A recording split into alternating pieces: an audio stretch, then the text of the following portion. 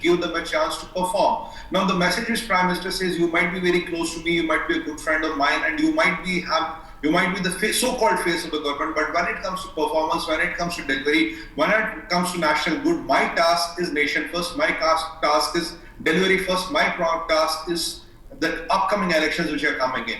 And remember, we have a target of 5 trillion and 10 trillion as the economy. Due to the Chinese virus, we've already lost 1.4 years. Geopolitics has changed, and new team and newly energized team. And except a few ministers, none of them have multiple profiles. There was a time in the previous cabinet, people used just 7, 8 profiles, and there were a lot of people like that. Now only there are 2 or 3 which have multiple profiles. So the new faces who are not known under national fora, they have to come, they have to perform, they have to build a name for themselves.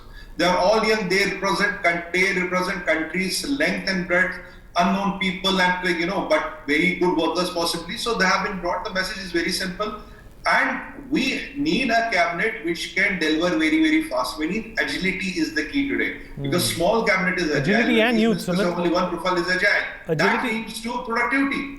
Agility is directly proportional to productivity now. Agility and youth. Let's not forget that this is perhaps the youngest cabinet that we have had so far, ever since as the Prime Minister of the country.